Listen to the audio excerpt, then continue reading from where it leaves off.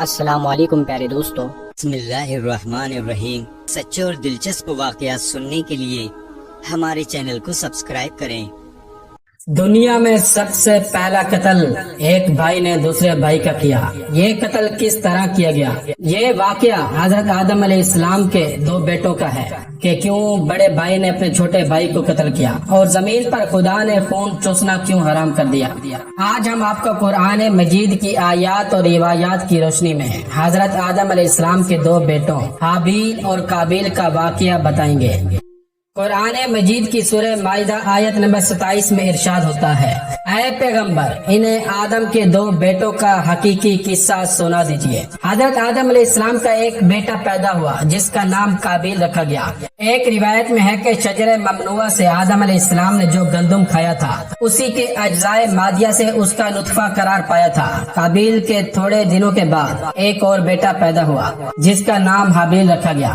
ایک روایت میں ہے کہ قابیل کے 5 سال کے بعد جناب حابیل پیدا ہوئے تھے۔ حابیل میں قدرت نے کچھ ایسی صلاحیتیں دے دی تھی جو قابیل میں نہ تھی۔ یہ نیک، لائق، فائق اور اطاعت والدین میں واحد تھا۔ یہ متقی، پرہیزگار اور عبادت گزار تھا۔ قابیل فطری طور پر ان چیزوں سے دور رہتا تھا، نہ اخلاق سمجھتا تھا، نہ نیکی کو اہمیت دیتا تھا، نہ اطاعت والدین کو ضروری سمجھتا تھا۔ غرض یہ کہ یہ دونوں فرزند پلنے اور بڑھنے لگے۔ جب جوان ہو گئے اب ان کے والدین کو ان دونوں کی شادی کی فکر ہوئی۔ حضرت آدم علیہ السلام نے بارگاہ خداوندی میں اپنے دونوں بیٹوں کی شادی کے بارے میں عرض کی۔ خداوند عالم نے انسان کی صورت میں ایک جنیا عورت کو قابیل کے لیے بھیج دیا جس کا نام بعض روایات میں آمالہ لکھا گیا ہے اور بعض میں جہانتا لکھا گیا ہے۔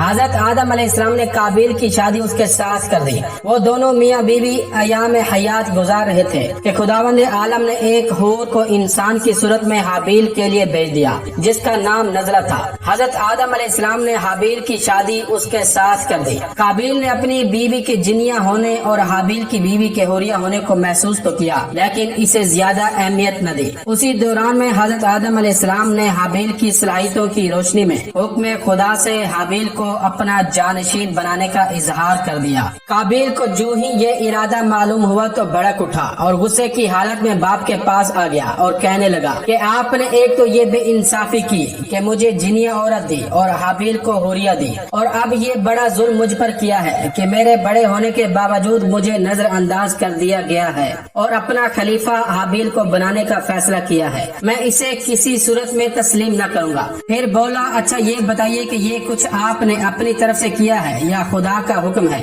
حضرت آدم علیہ السلام نے فرمایا کہ میری طرف سے اس چیز کے ہونے کا سوال ہی پیدا نہیں ہوتا۔ یہ امر خلافت خدا کے ہاتھ میں ہے، وہ جسے چاہتا ہے عطا کرتا ہے، میرا اس میں کیا دخل ہے؟ پھر خداوند عالم نے حضرت آدم علیہ السلام کی طرف وحی کی کہ میراث نبوت اور علم کا بندوبست کرو اور یہ چیزیں حابیل کے حوالے کر دو۔ چنانچہ انہوں نے حابیل کو جانشین بنا دیا۔ جب قابیل کو اس کی اطلاع ملی تو وہ آ کر کہنے لگا کہ میں زیادہ حقدار ہوں، آپ نے حابیل کو جو مجھ سے چھوٹا ہے خلیفہ کیوں بنا دیا؟ حضرت آدم علیہ السلام نے فرمایا، اے فرزند میں اس امر خلافت پر مجبور ہوں، یہ امر اللہ کے ہاتھ میں ہے، اس نے حابیل کو میرا خلیفہ بنا دیا ہے، میں نے اس کی تعمیر کر دی ہے، اس سے زیادہ اس امر میں میرا کوئی دخل نہیں ہے۔ قابیل نے کہا کہ سب کہنے کی باتیں ہیں، میں تو ایک نہ مانوں گا، مجھے معلوم ہے کہ آپ خود مجھ پر میرے چھوٹے بھائی کو ترجیح دیتے ہیں، آپ اسے بہت زیادہ چاہتے ہیں اور میری طرف آپ کی توجہ کم ہے، آپ نے جو کچھ کیا ہے خود کیا ہے۔ حضرت آدم علیہ السلام نے فرمایا کہ اگر تم کو غلط فہمی ہے اور تم میرے کہنے پر یقین نہیں کرتے تو پھر دونوں بھائی خدا کی بارگاہ میں قربانی پیش کرو، جس کی قربانی منظور ہو جائے گی وہی افضل قرار دیا جائے گا۔ قابیل نے قربانی کی بات مان لی اور ایک دن دونوں نے ایک پہاڑی پر اپنی قربانیاں رکھ دی۔ قابیل زراعت کرتا تھا، اس نے ردی قسم کا گندم لا کر پہاڑ پر رکھا۔ حابیل نے دمبے وغیرہ پالے ہوئے تھے، انہوں نے بہترین قسم کا دمبا لا کر پہاڑ پر رکھا۔ اس زمانے میں قربانی قبول ہونے کا طریقہ یہ تھا کہ آسمان سے ایک آگ کا شعلہ آتا تھا اور جس کی قربانی قبول کرنا ہوتی تھی اسے جلا کر خاکستر کر دیتا اور جس کو قبول کرنا منظور نہ ना होता था वो जू की तो पड़ी रहती। राज ये कि कुर्बानी पहाड़ पर रखी गई और शोला आया और उसने हाबिल के दुम्बे को खा लिया। कुरान मजीद की सूरह माइदा आयत नंबर 27 में इरशाद होता है, जब हर एक ने तकर्रुब परवरदिगार के लिए एक काम अंजाम दिया तो एक का अमल तो कबूल कर लिया लेकिन दूसरे का कबूल न हुआ।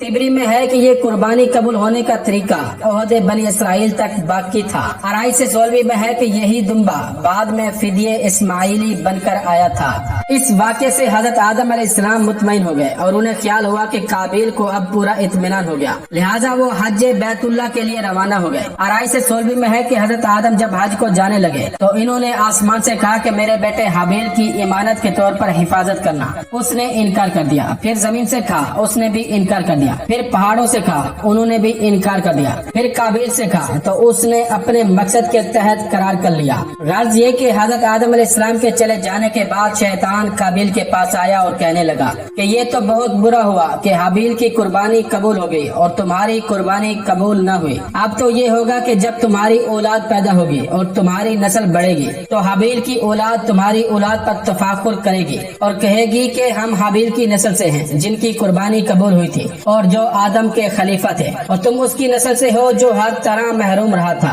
काबिल ने कहा ये तो बिल्कुल दुरुस्त है, लेकिन अब हम करें क्या? शैतान ने कहा कि उसकी एक ही सूरत है और वो ये कि तुम हाबिल को कत्ल कर डालो। जब वो कत्ल हो जाएंगे तो ला मुहाला तुमको वो अपना खलीफा और जानशीन बनाएंगे, क्योंकि उनकी और तो कोई औलाद फिलहाल नहीं है। काबिल ने कहा कि ये तो मशवरा आपका दुरुस्त है, लेकिन मुझे तो ये नहीं मालूम कि किस तरह कत्ल किया जाता है। शैतान ने कहा कि मैं अभी बता देता हूँ। चुनाचे उसने एक परिंदे को पकड़ा और पकड़कर उसे पत्थर पर लेटा दिया और उसके सर को एक दूसरे पत्थर से कुचल दिया। कत्ल की तरकीब सीखने के बाद काबिल जनाब हाबिल के पास पहुंचा और कहने लगा कि मैं तुम्हें कत्ल करूंगा। हाबिल ने पूछा कि मैंने तुम्हारे साथ क्या बुरा सलूक किया है कि जिसके बदले में तुम मुझे कत्ल करोगे? उसने कहा कि तुम्हें आदम ने जानशीन बना दिया और तुम्हारी ही कुर्बानी कबूल हुई है, इसलिए मैं तुम्हें जरूर कत्ल करूंगा। हाबिल ने कहा कि इसमें मेरी क्या खता है? उसने कहा तुम्हारी खता हो या न हो मैं तुमको कत्ल करूंगा, क्योंकि अगर ऐसा न किया तो तुम्हारी नस्ल मेरी औलाद पर तफाकुर करेगी। हाबिल ने जब यकीन कर लिया कि ये इस जुर्म अजीम से बाज न आएगा तो कहने लगे कि भाई अगर तुम मुझे कत्ल करना ही चाहते हो कर डालो, लेकिन मैं बता देता हूँ कि मेरी तरफ से इसके मुतालिक इकदाम न होगा और मैं तुम्हारी तरफ कतआन हाथ न बढ़ाऊंगा। कुरान मजीद की सूरह माइदा आयत नंबर 27 और 28 में इरशाद होता है, उसने दूसरे भाई को धमकी दी और कसम खाकर कहा कि मैं तुझे कत्ल कर दूंगा। दूसरे भाई ने कहा अगर तू मुझे कत्ल करने के लिए मुझ पर हाथ चलाएगा तो मैं तुझको कत्ल करने के लिए तुझ पर हाथ नहीं चलाऊंगा। मुझे तो अल्लाह से डर लगता है, खुदा तो सिर्फ परहेजगारों का अमल कबूल करता है। इसके बाद वो अपनी जान बचाने के लिए अपने घर से निकल भागे और जंगल में मारे मारे फिरते रहे और काबिल उनका पीछा करता रहा, यहाँ तक कि एक दिन काबिल ने बसरा के उस मकाम पर जिस जगह जामे मस्जिद बनी है हाबिल को एक पत्थर पर सोता हुआ पाया। वो उनके करीब गया और एक बड़ा पत्थर उठाकर हाबिल के सर पर दे मारा। सर से खून बहने लगा और जनाब हाबिल ने तड़प तड़प कर दम दे दिया। कुरान मजीद की सूरह माइदा आयत नंबर 30 में इरशाद होता है, सरकश नफ्स ने भाई के कत्ल के लिए उसे पुख्ता कर दिया और उसने उसे कत्ल कर दिया। जनाब हाबिल का कत्ल होना था कि सारे आलम में तब्दीलियां पैदा हो गई। आसमान का रंग बदल गया, सूरज को गहन लग गया, स्याह आंधी चली, दरख्तों से फल गिर गए, जमीन में जलजला आया, दरख्तों में कांटे निकल आए। ये हाल देखकर हजरत आदम अलैहिस्सलाम ने जनाब जिब्राइल से पूछा कि इन तब्दीलियों का क्या सबब है? मुझे ऐसा मालूम होता है कि कोई बहुत बड़ा हादसा हो गया है। हजरत जिब्राइल अलैहिस्सलाम ने फरमाया कि ऐ आदम, तुम्हारे बड़े बेटे काबिल ने तुम्हारे छोटे बेटे हाबिल को, जिन्हें तुम अपना खलीफा बना आए थे, शैतान के वरगलाने से कत्ल कर दिया है। ये सुनना था कि हजरत आदम अलैहिस्सलाम सख्त गमगीन और रंजीदा हुए और बेपनाह रोने लगे। उसके बाद जनाब जिब्राइल से कहा कि मुझे वापस ले चलो। हजरत जिब्राइल अलैहिस्सलाम ने फरमाया कि तुम पहले हज से फरागत करो, उसके बाद वापस जाना। अलगाज बदबख्त काबिल जनाब हाबिल को कत्ल करने के बाद उनकी मैयत को छुपाने की कोशिश करता रहा, लेकिन उसकी समझ में ये न आया कि उसे करे तो क्या करे, क्योंकि ये पहली मैयत थी और दुनिया का पहला कत्ल था जो इस जमीन पर वाक़या हुआ। अराई से 16वीं में बेहवाले तिबरी में है कि जब हाबिल कत्ल हो गए, कुछ जानवरों ने उनको घेर लिया। सब इस कोशिश में लग गए कि इनकी मैयत को अपनी खुराक बनाए। ये देखकर काबिल ने उसे पुश्त पर लाद लिया और लादे लादे हैरान व परेशान फिरता रहा। वो जहाँ जाता था दरिंदे उसके पीछे पीछे जाते थे और इस इंतजार में थे कि ये इसे फेंके तो हम खाएं। गर्ज ये कि उसे लादे हुए जब कुछ अरसा गुजर गया और उसमें बू पैदा हो गई तो खुदावंद आलम ने 2 कौवों को काबिल के सामने भेज दिया। वो आए और आपस में लड़े, एक ने दूसरे को मार दिया। जिंदा कौवे ने मुर्दा कौवे को अपने पंजों और चूंच से जमीन में गड़ा खोद कर दफन कर दिया। काबिल ने दफन का जब ये तरीका देखा तो ये कहते हुए कि अफसोस में कौवे जैसा भी नहीं, एक गड़ा खोद कर हाबिल की मैयत को दफन कर दिया। कुरान मजीद की सूरह माइदा आयत नंबर 31 में इरशाद होता है, अब अल्लाह ने एक कौवा भेजा जो जमीन खरीदने लगा ताकि उसे दिखाए कि अपने भाई की लाश को कैसे छुपाए। उस वक्त काबिल अपनी गफलत और जहालत से परेशान हो गया और चीख उठा के वाह हो मुझ पर, क्या मैं इस कौवे से भी ज्यादा नातवां और आजिज हूँ। मुझसे इतना भी ना हो सका कि मैं इस तरह अपने भाई का जिस्म दफन कर दूं।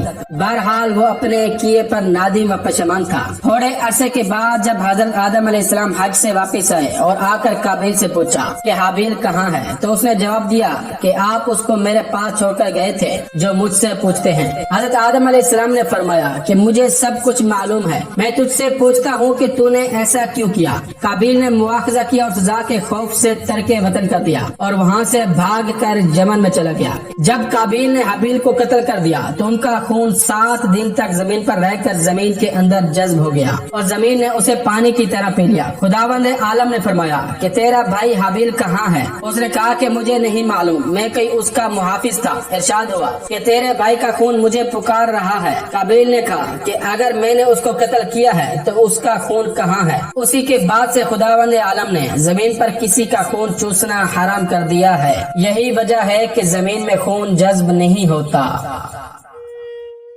तो ये था आज का वाकया।